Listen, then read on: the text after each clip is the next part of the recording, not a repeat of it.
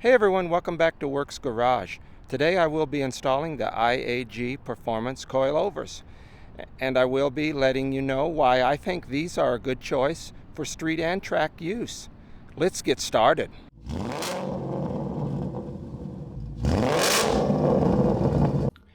I may not go as in depth on this install because I've already removed the factory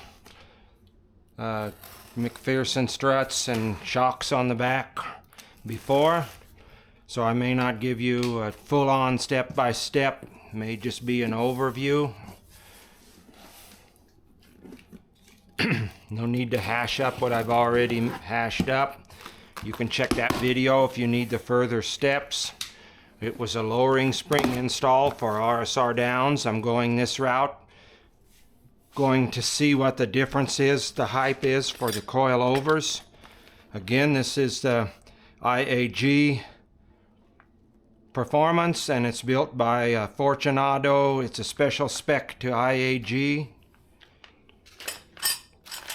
In the bag here, you get a little certificate here on who inspected your, and the build date of your, I guess they went through an full-on inspection and a test. You get your 5 horsepower sticker here, your spanners, and the Allen keys that lock the cylinders, whatever those things are called that the spanners go into, the adjusters. You get for the front, you're going to get 2 of these. It's because it's going to make it lower, so you don't get any binding on the front sway bar. These are the 2 end links they include. These are the IAG Performance spec of Fortunato 500s. They will have a 5K spring rate for the front, 6 for the rear. They are extended in length. For the front, they are the 7-inch length coilover. Coil. The coil is extended to 7 inches. To the rear, I believe they look like they're 7-inch too. The rears are extended with an extension here. Looks like about 1 inch to 1.5 inches, somewhere around there, of extra travel with the top hat coming up.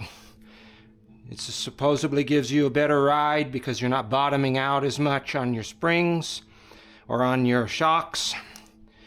They do look big and beefy. I'm kind of glad I got this spec versus the regular Fortunatos because these are red, and I like the red a lot better than the green and blue. You also get these front sway bar end links that are adjustable because the others are going to be way too long, I assume. It'll stop any binding. They come with special washers.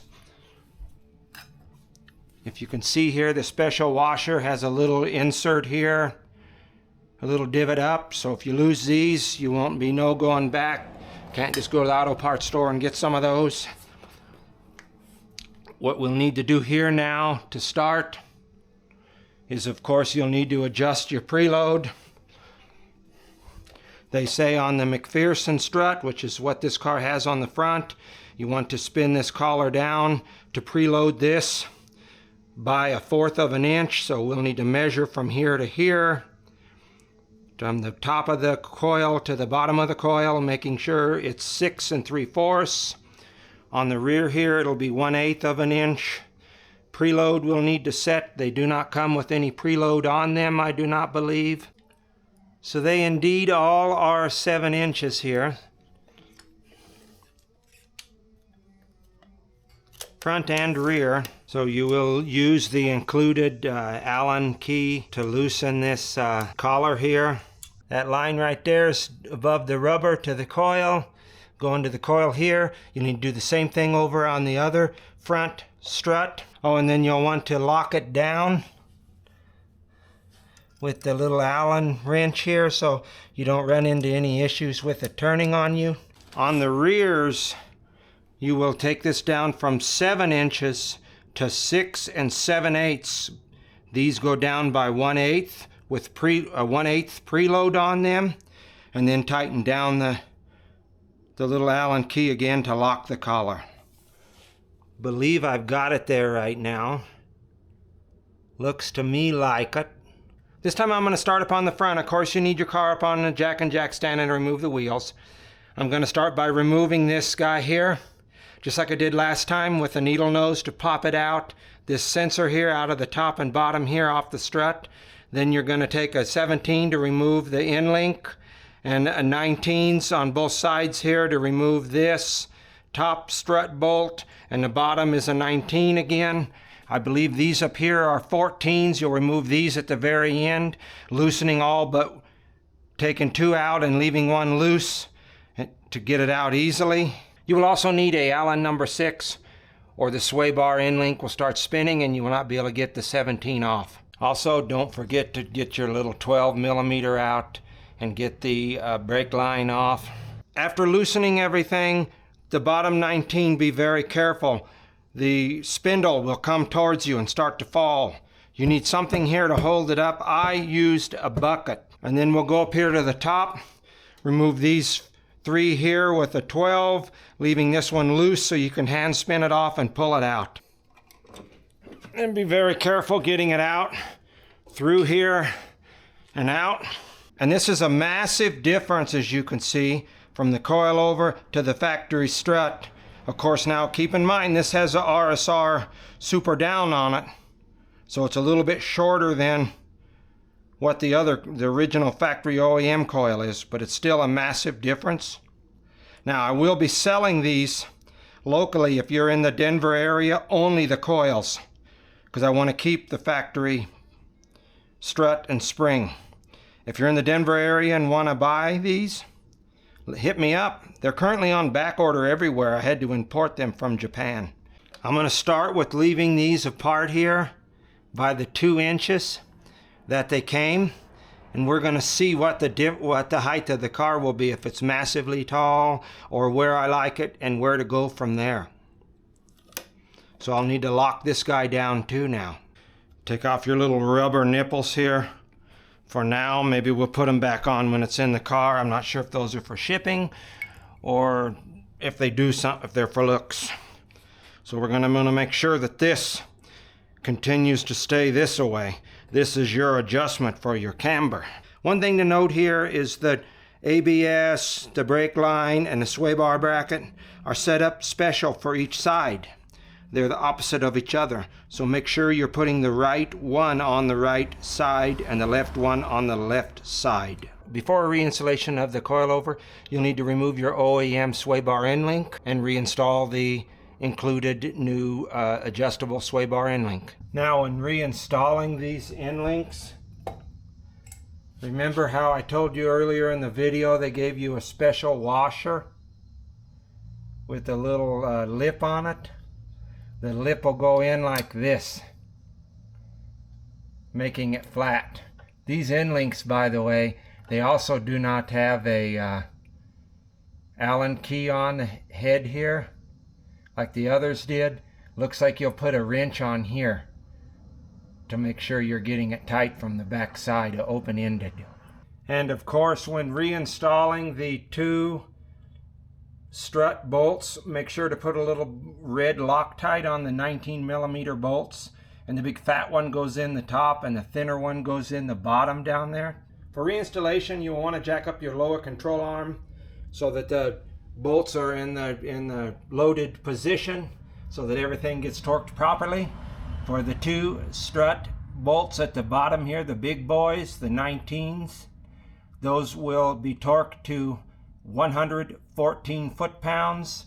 For the sway bar end link, that will be torqued to 34 foot-pounds. For the bolts on the top here, for the strut, the 3 silver or goldish colored ones here, those will be bolted to a super tight 17 millimeter. To start in the back, you'll remove your trunk liner. You'll remove the side panels. Both side panels will have 4 clips, 2 here and 2 up there that need clipped out. Then you will remove this panel here, pop this up, pull the 2 side panels out, and you'll be ready to get underneath the car. On the back here, you'll need to remove a 17, and a 14 for the sway bar end link to get this bad boy to drop down. On the rears, I'm going to start with about 2 1/4 here. So you will load up the suspension with the jack till you're almost or starting to come off of the jack stand on your side. In order to be able to torque these, it needs to have weight and load on it. 81 for the far out spindle bolt, 59 for the center one. Sway bar end link will be 28 foot-pounds. The top two dampener bolts will be 22 foot-pounds. Of course, you would repeat the same steps on the other side.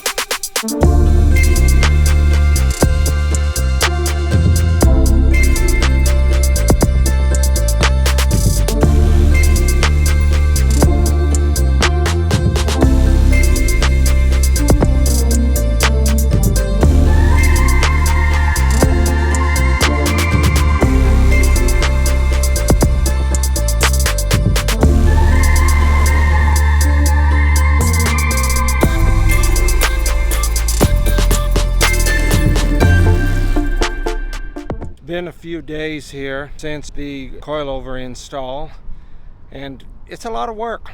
You know, you got to adjust the suspension to where you think it should be, match both front coilovers, match both rear, lower the car, drive it around the block a few times so that it settles a little bit, come back home or pull over, look and see if it's what you like.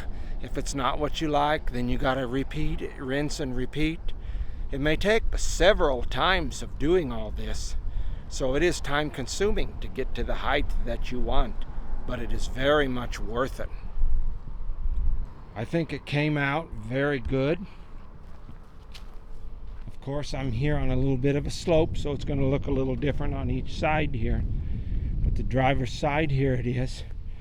You know, because of the camber being in, the 2.8-ish degrees after the alignment. I think it does look very well here. Because of the added camber, it does make it look kind of funny with the wheels being sunken in so far.